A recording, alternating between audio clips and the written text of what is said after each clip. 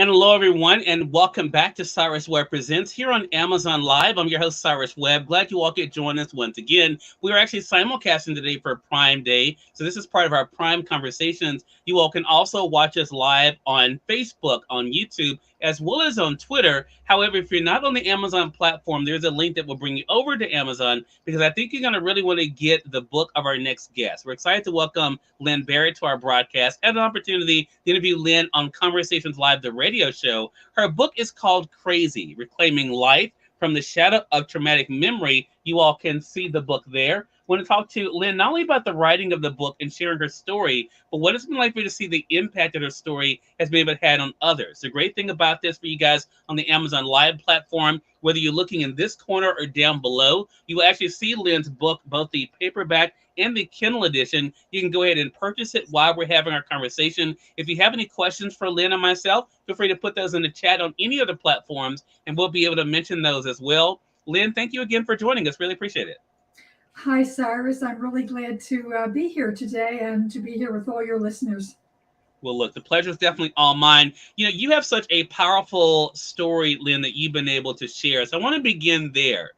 After you released the book, what has it been like for you to see not only the way that people have responded to your personal story, but also connected with your story? Well, it's just been really amazing and very wonderful because we have, through this book, gathered together a large community of people who have been diagnosed with a dissociative disorder. And we've done this in a writing workshop platform and have really developed relationships and bonding and healing through that process. So I guess that's probably the biggest impact that I would say. But I'd also say that I've been invited to speak in many different venues, and that's been wonderful. From summer Chautauqua to graduate student classes in psychology and others, so that I can help to spread accurate information about dissociative identity disorder and to help dispel the misunderstandings about it, and there are many. You know, Lynn, when I was prepping for this segment and thinking about the direction I wanted to go into for our Amazon audience, for those who are just now discovering your book, the thing that stood out to me the most, and you can talk about this as much as you want to, and I'm going to actually read something from the book, but the fear and the frustration of feeling a stranger in your own life and in your own world, I can't even imagine that. And so I want to know what it's been like for you stepping back from it and discussing it. What has it been like for you to reflect on and to share? Well, I waited for 20 years after the integration of my parts.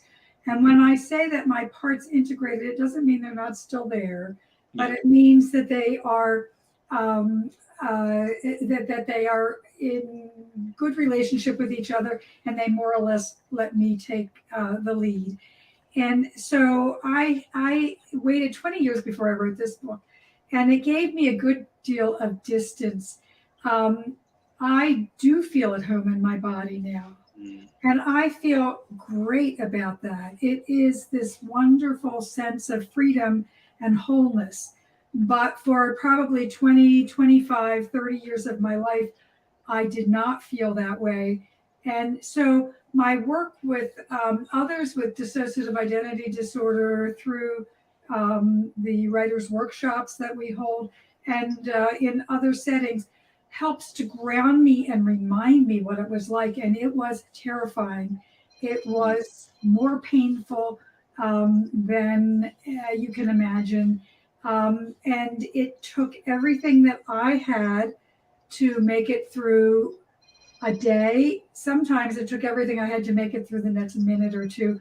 So it was so difficult. And I think I'm always careful to say I'm only speaking for myself because everybody experiences it differently. But I think the majority of people with a dissociative disorder like this would concur that it is terrifying, confusing, and very, very painful.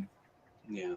You, in the chapter I wanted to read from, Lynn, is chapter number 4, What a Wimp is the title of it. And I want to read two parts that you said in here. And for those who have the paperback edition like I do, it begins on page 47. I'm going to highlight the paperback for you guys on Amazon there. But this is what you wrote on page 47 of the book, Lynn. Increasingly, the part of me who lived at home, coping with the crisis of the day, seemed different from the part of me who taught school and grew in faith. Indeed, it seemed like many parts of me were passing the ball back and forth, depending on what was happening at the time. This shared power between competence and craziness should have allowed me at least a hint of sanity, but instead it served to make me feel even more crazy. The disparity between the two realities was disorienting and painful. I wanted to share that. Hello to you, Elite Brother. Good to be able to see you over there on YouTube. I wanted to read that because I have a friend of mine, and I think I may have shared this with you on the radio side, who also could really mirror your story, Lynn. Mm-hmm. And I thought about what she shared with me and how she felt. In that passage there, I love the fact that you say the disparity between the two realities was disorienting and painful. Talk to us about that, what that meant. Well, I thought my mind, this cognitive part of me thought, well, at least if I can go out and be capable and competent in my work life, then that should be able to carry me through and I should be fine. Mm-hmm. But it didn't. The fact that I felt so chaotic internally, I would go to work, I'd be fine. I would come home and I would be totally confused, totally chaotic, in great pain. And there was no bridge between the two of those. It was it was a sense of craziness. And that's why I entitled the book Crazy, not because I was crazy, but because I felt crazy. Mm-hmm. And I say that very intentionally because I want to apply that to others with dissociative disorders. We may feel crazy, but we're not crazy. And I use that term with great respect. Right. I've had some people who have been offended by it, but many, many, many more who say that's the word that describes it exactly. You feel crazy because indeed you have many different parts inside of you, but you don't know it.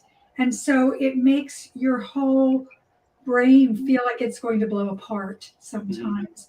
Mm-hmm. Once you've been diagnosed and you start to actually work with those parts, it gets a little bit better because you understand at least what's going on. But until you've been diagnosed, it can be extremely crazy making. Yeah. I love, Lynn, the honesty in this book, and you and I talked about that before.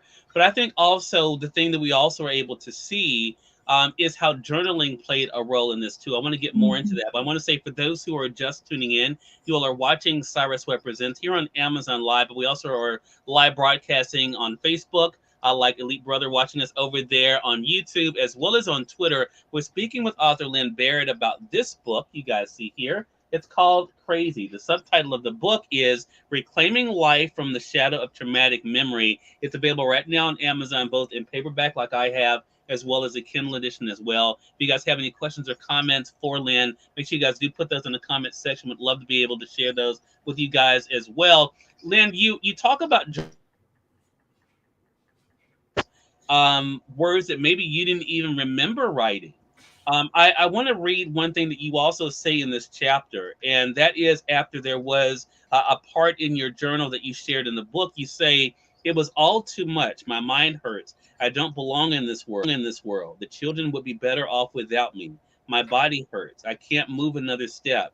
The world would be a better place without me. I am useless. I am so tired of living. I was worthless, defective, incompetent, and in unbearable pain. I am so tired of fighting. I finally decided to do what I knew I was meant to do. Release me, let me go. I slept restlessly that night and waited until the children were out of the house the next morning before I counted out the 10 remaining pills. And so I want to stop there for a second because I think there are so many people, Lynn, who will know what that feels like to be looking for a way out. In so many situations. And I think I may have shared with you before, and I've shared with my audience, I'm also a suicide attempt survivor myself. And I think there are so many people who know what that's like. Talk to us about that connection that you've been able to make, because those words that people will relate to, that you were able to speak, what was that like for you to be able to share?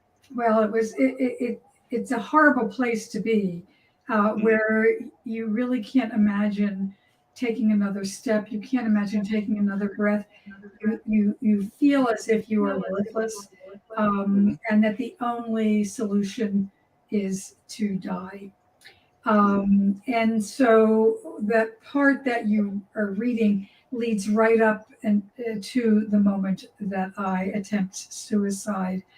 I want to say how grateful I am to the part inside of me that wouldn't allow me to go through with it. I took the pills, and it was one part of me who took the pills. And then it was another part of me who grabbed the phone and called a friend and got me to the hospital. And I want to say that suicidal ideation is often a companion to people with dissociative disorders for many, many years. We always have that option. When things feel crazy enough, when they're painful enough, we can always do that. So I'm the beacon on the hill here who says, hang on there, because there is a light on the other side of the tunnel. There is healing to be had. If you are working with someone who has experience in trauma-related therapy, you can get through this. Not only can you get through this, but you have already been through the worst of it. You were extremely creative, and I'm speaking to other people out there who might have this same disorder or this same experience with a different disorder. You've already been through the worst of it, and you were extremely creative to come through in the way you did. And so you can reshape and reclaim your life, as I have done, and it sounds like you have done too, Cyrus. And I'm sure that we could create a whole a whole arena of people who have done that and who can stand here and say, I'm grateful to be here, and I'm grateful that you're still here too. Yeah, I concur with that. Charlotte Edwards is joining us on Facebook. She says, sounds like a great read. I can relate. And I think that's the whole point that I was making, Lynn. So many people can relate, even though they may get there in different ways.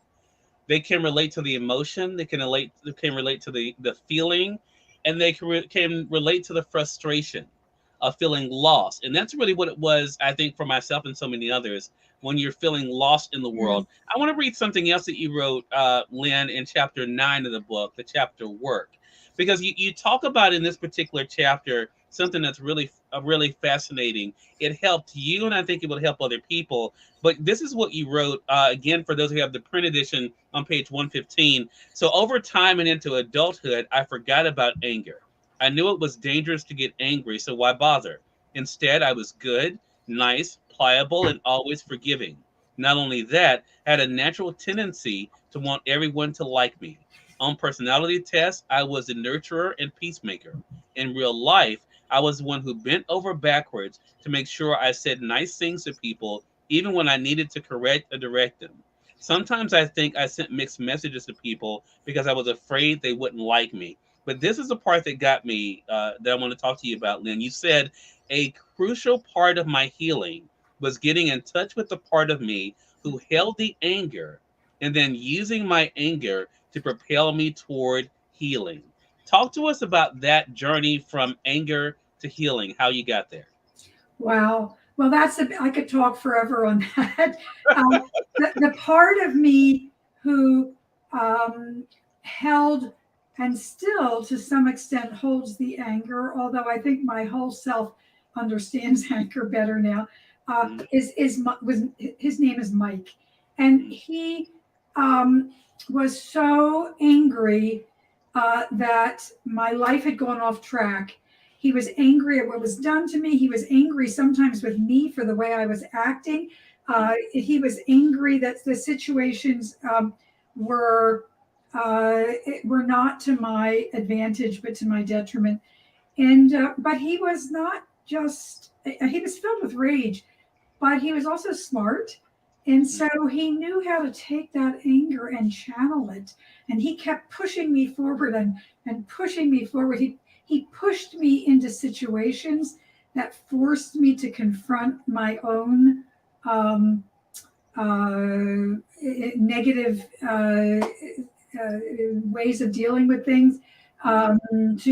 He forced me to look at my victimhood and told me I wasn't a victim and that I needed to take hold of that and move forward and not just be a survivor, but to become a thriver. And so I just I have great appreciation for this part of myself. I rarely get angry today, or I never get angry out of control, and I rarely get angry in ways that might be considered inappropriate. But I do allow myself to feel the justified anger that we all should feel now and then, and then to take the steps to right the wrongs, And so there are wrongs that we've done. There's wrongs that others have done to us. There's wrongs that are just simply out there in the world that aren't personal at all. And so I am rather, so I used to come out really nurturing on those personality tests, as you were alluding to.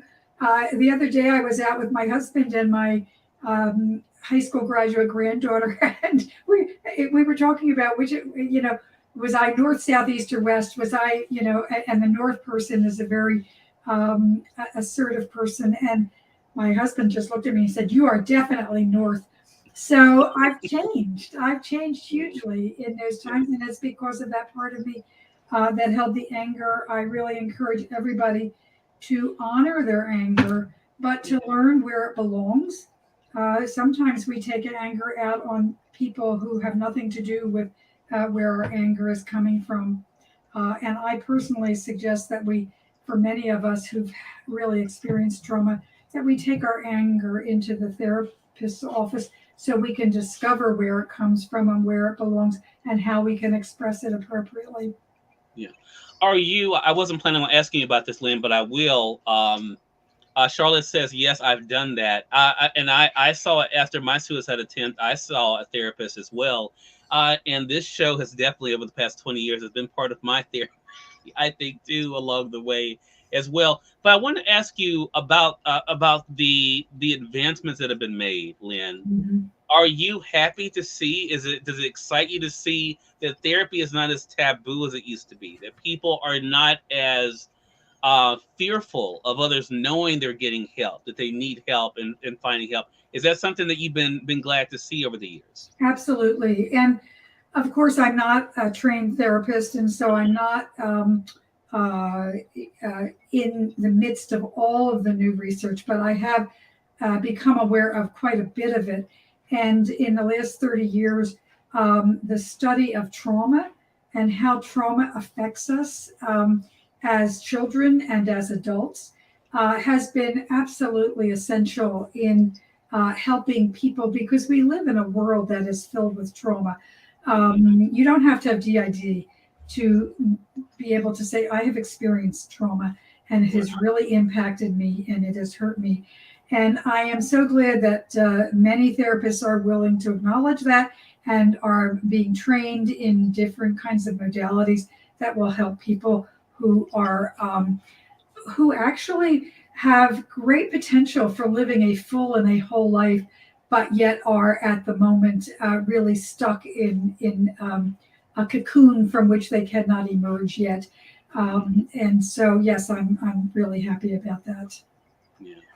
I want to end this conversation, Lynn, with how you end the book. And I'm actually going to post this on my social media. I think it's a great question. And I actually asked my friends this question too, because I think when you care about people, you can see past the facade of individuals. And you know when they are putting on a show for others to hide something either about themselves or even from themselves. And you mentioned at the end of the book that now, when you are asked the question, are you happy? You can say yes. What does that feel like? And what do you want our audience to know about what it feels like to get there, to get to a place of real happiness?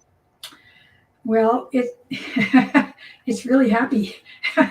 It's Mhm. wonderful. It's a sense of freedom, and it's a sense that I have lived my life in such a way that has led me to this place, and that the pain, the chaos, the craziness, um, what were temporary vehicles through which I had to ride in order to get to the place that I'm at now. And the final word that I would say is grateful, gratitude. I feel filled with gratitude. Yeah. It is a powerful book, another powerful conversation. It's been too long, Lynn, since we've connected anyway. I'm so glad we had a chance during Prime with our audience on Amazon, as well as tuning in on Facebook. We have everyone actually. We have people on YouTube, Facebook, as well as on Twitter. Again, the book is by Lynn Barrett. You guys can see it there. Crazy is the title of it. The subtitle is Reclaiming Life from the Shadow of Traumatic Memory. I have right now highlighted the paperback edition. It's actually on sale right now. You can get it right now for 37% off. That's $11.96 for the paperback edition. And then the Kindle edition there is $7.49. You guys can take advantage of being able to get that. It is a really powerful book. You all will also see my review. And Lynn, I have a surprise for you. My review of your book actually appears in the new issue of our magazine that comes out this Friday. So I wanted to let you know that Thank you. it's our summer book issue of the magazine, and my review and a picture of me holding your book like this is actually in in the magazine. But I wanted to do that because it is such an important conversation that we can have. And I think the way you've been able to do it with this book and making people feel comfortable acknowledging what they're feeling, what they're going through, I think will continue to impact people's lives. How can our audience stay connected with you, Lynn? Yeah, well, I have actually two websites, lynbarrett.com, LYNBARRETT, .com. And I also have dissociativewriters.com website, and you can get to me in either of those modalities. There's a contact form there, and you can write me a note, and I answer all the notes that I receive, and often end up having Zoom conversations with people who contact me.